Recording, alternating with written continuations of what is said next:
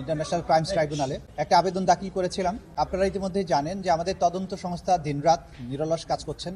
আমাদের প্রসিকিউটর যারা আছেন প্রত্যেকেই তাদের এই তদন্ত কার্য নিবিড়ভাবে তত্ত্বাবধানের চেষ্টা করছেন এবং আমরা খুব স্বচ্ছতার সাথে এবং খুব মেটিকুলাসলি যেই সব অপরাধী এই জুলাই আগস্টের গণহত্যার সাথে বিশেষভাবে জড়িত তাদের ব্যাপারে তথ্য প্রমাণ সংগ্রহ করার পরেই তাদের বিরুদ্ধে গ্রেপ্তারি পরোয়ানা জারির জন্য আমরা আদালতের কাছে আবেদন জানাচ্ছি। এবং এই প্রক্রিয়ার অংশ হিসাবে আশুলিয়া এলাকায় 5ই আগস্ট তারিখে 6জন ছাত্রকে গুলি করে হত্যা করা হয়, শহীদ করা হয়। এই 6 জনকে হত্যা করার পরে আপনারা সোশ্যাল মিডিয়ার মাধ্যমে জানেন যে তাদেরকে প্রথমে গুলি করে হত্যা করা হয়। হত্যা করার পরে তাদের প্রথমে চ্যাংদলা করে একটা রিক্সা ভ্যানের মধ্যে উঠানো হয়। ওইখানে কিছুক্ষণ ফেলে রাখার পরে পরবর্তী সময়ে পুলিশের একটা ভ্যান নিয়ে আসে, সেই ভ্যানে তাদেরকে উঠানো হয়। ভ্যানটা সেখান থেকে সরিয়ে থানার পাশে একটা জায়গায় একটা দোকানের সামনে দাঁড় করিয়ে রেখে সেই লাশগুলোতে পেট্রোল এনে বোতল ভরে এক জায়গা থেকে পেট্রোল আনে একজন, আরেকজন এই পেট্রোলটা ঢালে, আরেকজন ম্যাচ নিয়ে আসে, তারপরে আগুন দিয়ে জ্বালিয়ে দেওয়ার চেষ্টা করা হয় গাড়ি সহ। তাদের এই জ্বালিয়ে দেওয়ার চেষ্টা করার উদ্দেশ্য ছিল যাতে করে মানুষ বুঝতে না পারে যে এদেরকে কে হত্যা করেছে। পুলিশ হত্যা করে পুলিশের গাড়িতে রেখে আগুন দিলে মানুষ মনে করতে পারে যে পুলিশের গাড়িতে যেহেতু আগুন দেওয়া হয়েছে হয়তো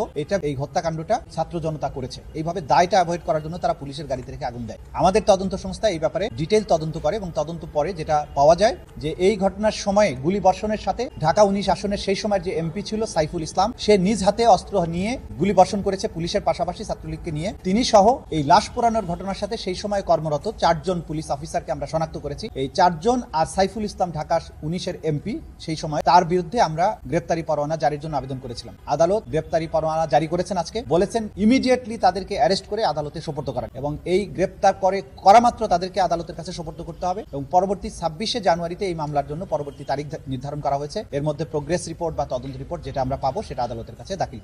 আর হচ্ছে মোটা দাগে আমরা যেটা বলার চেষ্টা করছি যে ছাত্র জনতার মধ্যে সবার মধ্যে আমাদের ব্যাপারে যাতে কোনো অনাস্থা তৈরি না হয়, আমরা ব্যাপক হারে গ্রেপ্তারি পরোয়ানা জারি করছি না। কারণ গ্রেপ্তারি পরোয়ানা ব্যাপকভাবে জারি না করে আমরা তদন্ত করে যাদের বিরুদ্ধে কনক্রিট এভিডেন্স পাচ্ছি সেগুলোকেই আমরা নিয়ে আসছি, কিন্তু কোনো অপরাধী ছাড় পাবে না, এটাও সত্য। আর বিভিন্ন থানাগুলোতে গোটা বাংলাদেশ জুড়ে যে সমস্ত থানায় মামলাগুলো করেছেন ভিকটিম পরিবার, আমরা আইন শৃঙ্খলা রক্ষাকারী বাহিনী এবং সরকারের পক্ষ থেকে যে নির্দেশনা, আমরা সরকারের পক্ষ থেকে যে মতামত জানতে পেরেছি যে এই মামলাগুলোর কিন্তু তদন্ত অব্যাহত থাকবে যতক্ষণ পর্যন্ত আন্তর্জাতিক অপরাধ ট্রাইব্যুনাল এগুলোকে তাদের মামলা হিসেবে গ্রহণ না করবে, ততক্ষণ পর্যন্ত কিন্তু থানাগুলোতে এই মামলা চলমান থাকবে। আইনের এবং বিচারিক যে সমস্ত প্রক্রিয়া আছে, আসামিকে গ্রেপ্তার, তাদেরকে আদালতে সোপর্দ করার এই প্রক্রিয়াটাও চলমান থাকবে। আমরা যখন মনে করব যে এখানে ক্রাইমস এগেইনস্ট হিউম্যানিটির অধীনে এই আসামিদেরকে ধরা দরকার, তাদের বিরুদ্ধে এখানে নিয়ে আসা দরকার, তখন আমরা যাব। কিন্তু ধরেন যেহেতু 56,000 বর্গমাইল জুড়ে এটা হয়েছে, এই গ্রাউন্ড লেভেল পর্যন্ত যেতে আমাদের সময় লাগবে। আমরা বারবারই যেটা বলার চেষ্টা করেছি, যারা অপরাধের একদম মাস্টার মাইন্ড ছিল, একদম টপে যারা আছেন, তাদেরগুলোকে আমরা আগে নিয়ে আসছি, ক্রমান্বয়ে আমরা নিচের দিকে যাব। সুতরাং কাউকে